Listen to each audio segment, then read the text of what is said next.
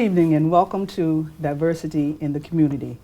I am so pleased and excited to have with me today Rory T. Edwards, and That's I noticed right. that you got the T with a big old, that must be special or That's something. the emphasis. I put the That's emphasis on the T.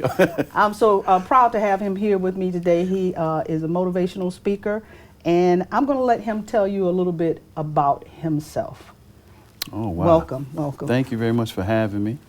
I'm glad to be back in Connecticut. I'm originally from New Britain, so I'm here. I came back this week to do a few events, speaking events, a few for Black History, doing some more. But like I was saying, right now, I live in California, Las Vegas area. Love the weather out there, so it's kind of different coming back to Connecticut. So you don't miss? Not at all. Oh, okay. Not at all. Definitely don't miss it. But it's always good to come back to where you grew up and to share with what you're doing. With individuals who are trying to grow and who are trying to do some of the things that you're doing. So that's a good thing to be back. So I thank you for giving me this opportunity to share with the community what I'm doing. Well, I looked you up on the internet, and Google I saw pictures of you speaking to a lot of young people. Yes. And yes. so, from what I was reading, that you have a heart for the youth. So, could you tell me a little bit about the programs that you have out there to help the young people?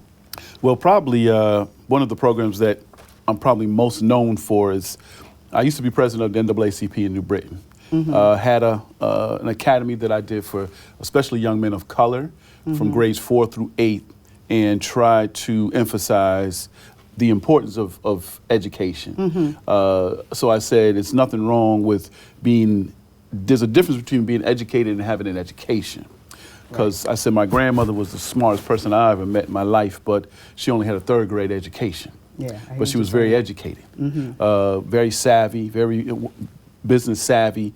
And so I was trying to emphasize to them as they move forward in their life, they need to have a foundation, a strong foundation based in education. So that's one of the programs that I've done. I've developed programs in Africa. I've developed programs in every country probably who is part of this triangle, this Maya, that what we're trying to do is find out, especially men of color, African-American men, where they lost their thirst for excellence. And so we went to Africa in 2004, 2005 for 2 months and worked with the University of Ghana over there in Legon. Wow. And worked with some other organizations coming back towards the shores of America to find out how we can instill this greatness, this thought of greatness in our young men of color from one shore to the next shore. Yes. And so I've done, those type of programs. I've done a lot of programs in schools. I've done programs in juvenile detention centers, anywhere that we think there were young men who needed some guidance and direction. And that's what I've been doing probably the last 25 years. Oh, my God bless you. Thank you. We need more people out there, like you. Well, thank you. I was reading your book. Okay. Well, reading the title. Right. Because, so you want to be a professional athlete. Right. So what inspired you to come up with this book, with this title? Wow. The title was very simple.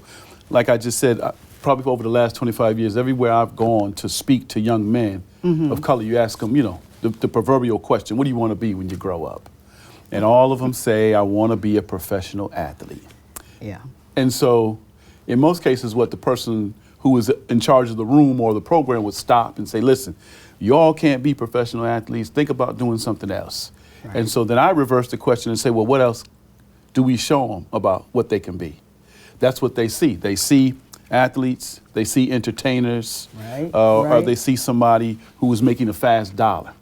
Or they put out movies about being gangsters, or they put out movies about winning the lotto, or they put out movies about selling drugs. All the things that, could move somebody's level up, but it also could move their level down. In most cases, it does. And so this title was more or less for me used as a Trojan horse. Because if I put out what the foundation of this book is about, becoming a professional person, and I wrote, so you want to be a professional person, I wouldn't get too many people to buy it because everybody would think, well, you know, and I don't want to be a professional person. But with this, all I got to do is say, I know how to make you a professional athlete, and I'll have droves of people running in to try to find out what the remedy is. And the remedy is something I don't have and nobody has. I tell people if I could make you a professional athlete, I'd be the richest person in the world, but also the loneliest person in the world. Because as soon as I touch my girlfriend, she would leave me and become a professional athlete, and so I'd be by myself, just making athletes with a whole lot of money. Yeah, right. And so the motivation was to give individuals, parents, like I said, it's a guide for raising, being, and coaching the world's next superstar. So anybody who's in the life development of children, of people, of just people in general, can take the 10 principles in this book and advance someone to the pinnacle of their life, not just in sports, though, but in life. Right. And that's the whole premise of the book, is to promote professional life. Right.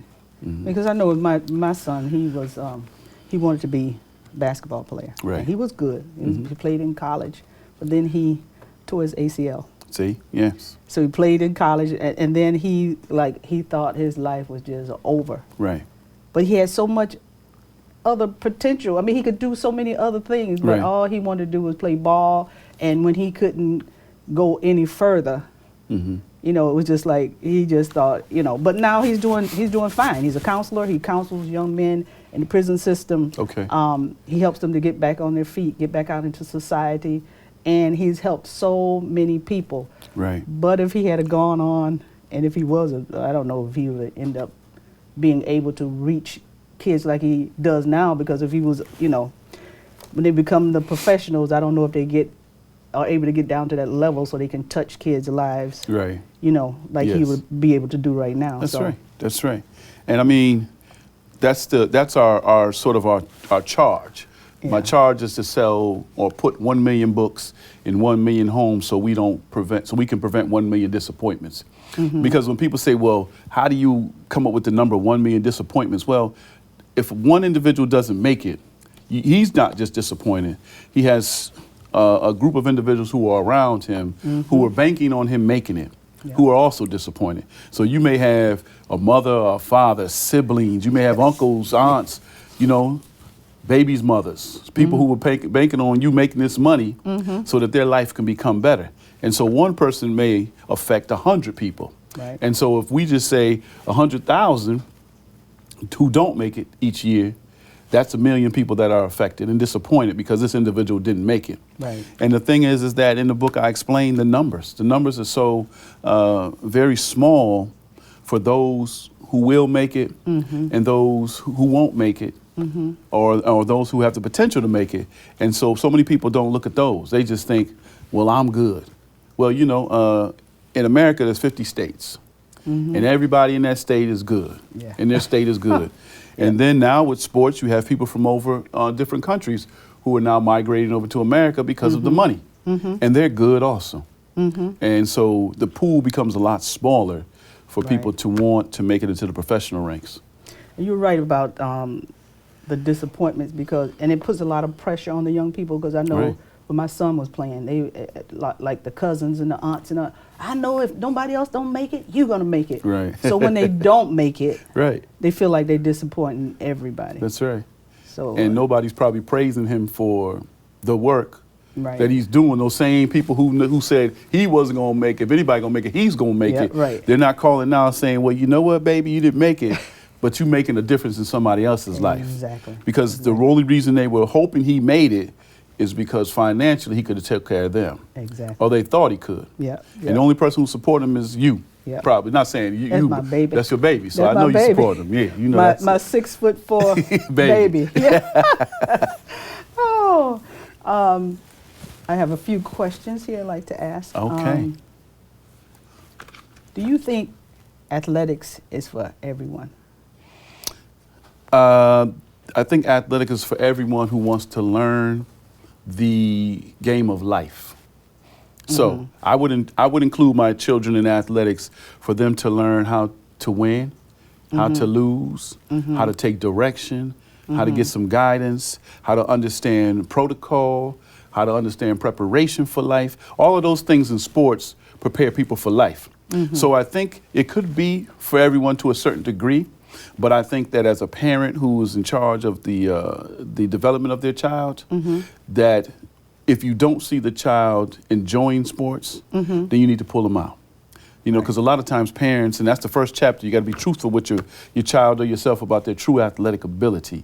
Because in most cases, parents are, living vicariously through their child. Yes. And they're saying, I didn't make it, so, my son or my daughter's going to do this for me. And your son and daughter, it may not be in their DNA.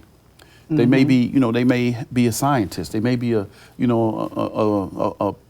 preacher or something. I don't know. They may be a great orator. Right. So we are trying to push our children through sports because sports is the biggest draw of anything in this country, in this world probably. Biggest money maker. Oh, it's a money maker. Yes, it is. But it's also a heartbreaker. Yeah, it is. It breaks more hearts than it makes more millionaires. Yep. I guarantee you, everybody doesn't realize that. There's a lot of people walking around here now with broken hearts because they didn't make it, and everybody told them they were going to make it. Yeah. Yes. So I think to a degree, the lessons that you learn in sports could be transferable skills into life for everybody. Yes. Are parents the best judge of their child's talent, and do they help them when they attend games more or less? I can almost answer some of that. That's right. See, I think parents, and even parents who played, sometimes parents say, well, I played, but you played in different times. It's different. If you're a parent, you played in a different era. Things have changed now. Conditions have changed. The equipment has changed. The speed, the height, the strength, all of that stuff is different now based on children growing up. And parents are emotional. It's their child. Oh, yeah. And so when you let emotions get into it, you're not the best judge. Everybody wants their child to be the star. But if you haven't prepared your child to be the star, it's very difficult for your child to understand that you just love them versus you are wanting them to be able to be the best. Because some people, is God-given talent. So some people's talent is more forward thinking or forward moving than someone else's talent maybe at a certain time in their life. I remember, little guys that could beat me in a race. We were small. And then as I got older, they couldn't even touch me in a race because, my talent that was supposed to happen at the particular time blossomed at that time. Excuse me. So I think sometimes parents get clouded by the emotions versus the true talent of their child. And that's why in the book, when I'm talking the first chapter, I talk about a story of a mother who I used to coach church league basketball. Had a phenomenal team. I never lost a game in like 6 years. And I remember a mother who wanted her son to play because she said he makes some miraculous shots in the driveway. Well, it's a lot different when you get on a court. You have somebody defending you. You have referees. You have 4 other players who want the ball just as much as you. Right. And she says, well, his father played in the NBA. Okay, well, he may have that athletic trait, DNA trait, but he may not be prepared. Right. And so it was very difficult for her to understand why he wasn't hitting those same shots in the gym, because the fundamentals of him getting to that shot, he hadn't worked on. So he didn't really know how to dribble. He didn't know how to go set himself up for his shot, because in the driveway, he set himself up for his own shot. Right. And nobody was defending him. Right. Or nobody was running at him, or nobody was in the stands looking at him screaming, or he never heard her screaming like, come on, baby, you can do it. And so I think that sometimes parents can be your greatest adversary, or they can be your worst. Oh, yeah. And, even when I'm working with colleges, a lot of times parents don't realize when college recruiters come to games, they're not just looking at the player, they're looking at the family. Parents, yeah. Yes, because they're saying, if I have to deal with that another 4 years with her or him, there's no way in the world I want that. So your son or daughter could be very good, but if you don't know how to control yourself and be a parent, then the colleges and even high schools, if your child is getting recruited to go to a private elite high school, they're probably not going to deal with you. Oh yeah, when my son was playing basketball, we go to almost every single game. Mm-hmm. And some of the things we saw with parents arguing with the referees, and then parents getting mad with their sons and saying, you in front of everybody, you guys play like a bunch of punks, and you know, and then it would kind of like break your heart, because why don't you just say, okay, you do better? I mean, I know you got to toughen them up. You can't baby them. And, you know, you got to tell them the truth. Right. But some are just outrageous. Mm-hmm. I actually saw one time, the son messed up, and the father walked up and he punched that boy right in his back. Wow. Yeah. Wow. And like in front of his teammates, it's like, it just gets a little out of hand. It does. And then when these kids get older, they remember things the parents said, things the parents did, tell them you ain't gonna never be good at anything, that type of stuff. They remember it when they get older. Oh yeah. So you let a game, you know, mess up the relationship between you and your child. Right.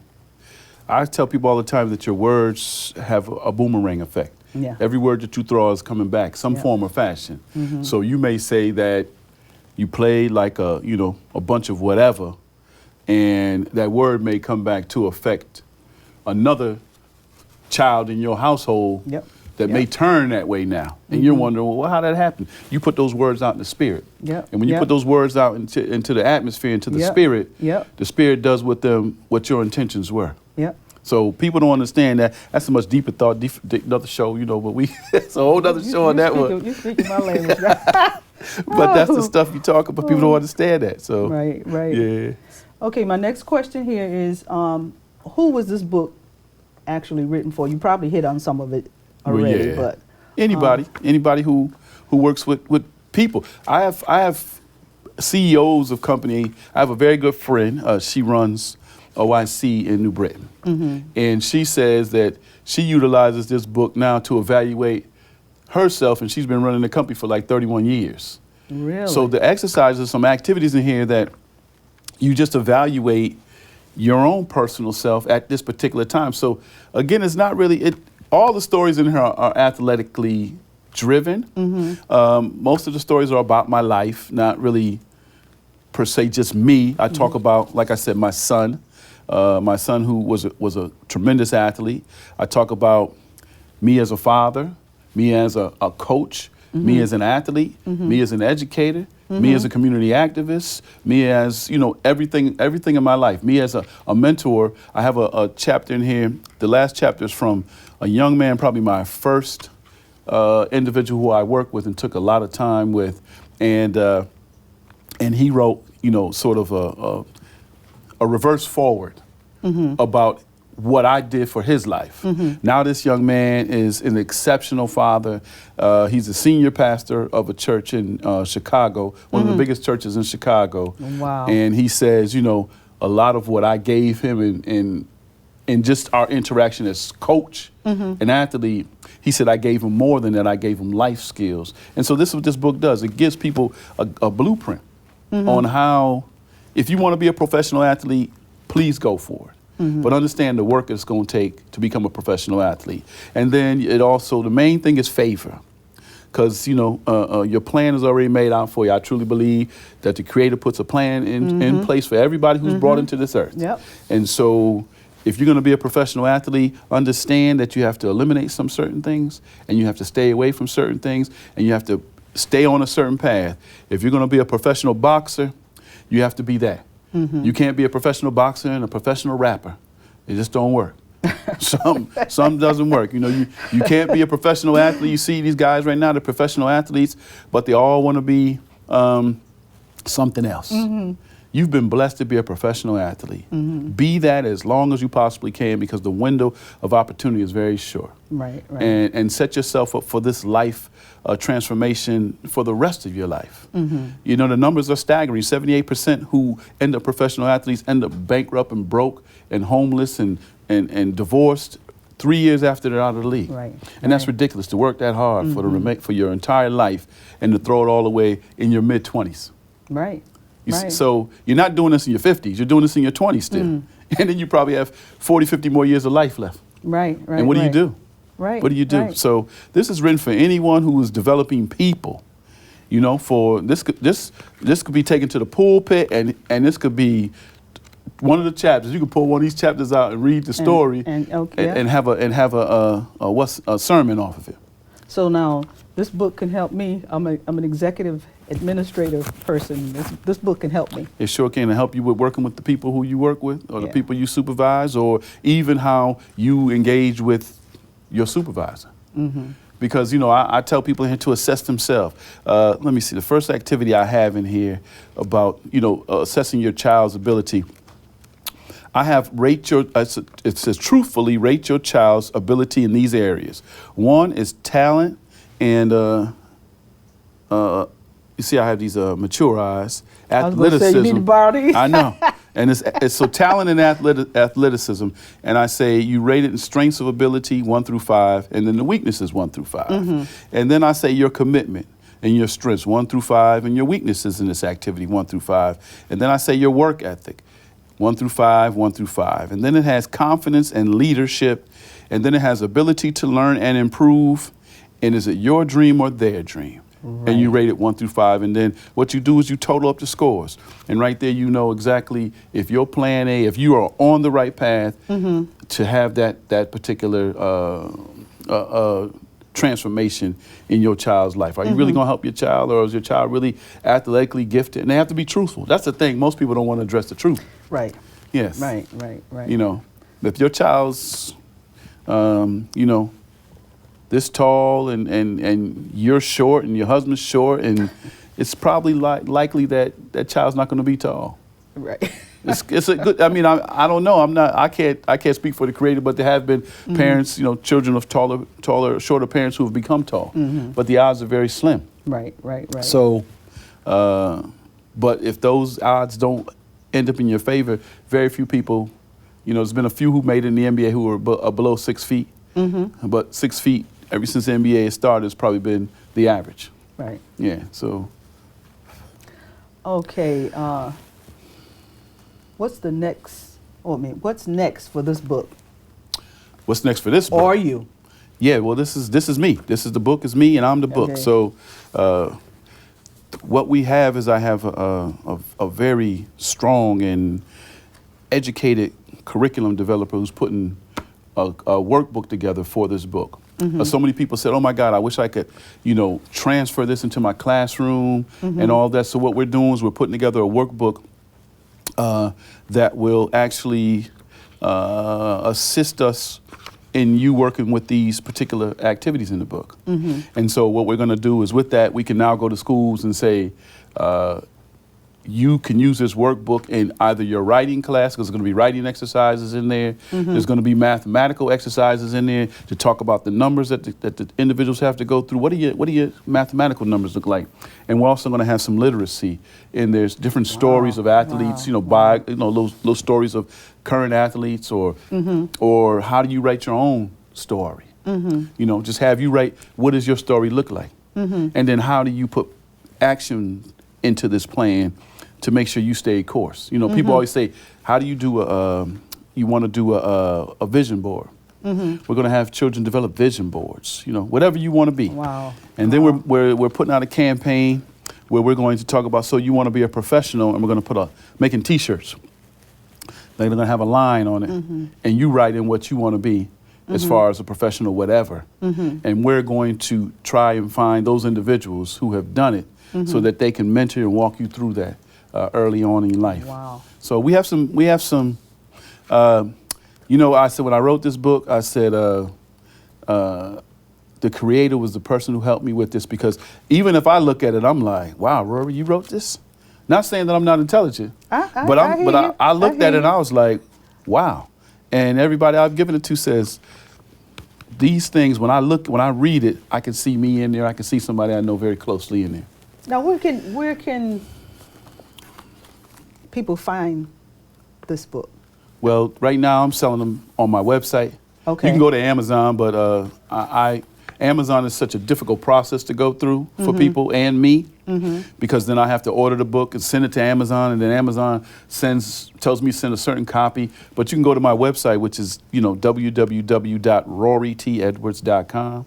Okay. So everything about me is my name, Rory T. Edwards. Rory T. Rory T. That T is important. That's the separates me from why, the normal. You know why it stood out to me? Because that's my nickname. Everybody calls me T. Do they? Okay, Yeah. so see them T's. You know that T just stood out.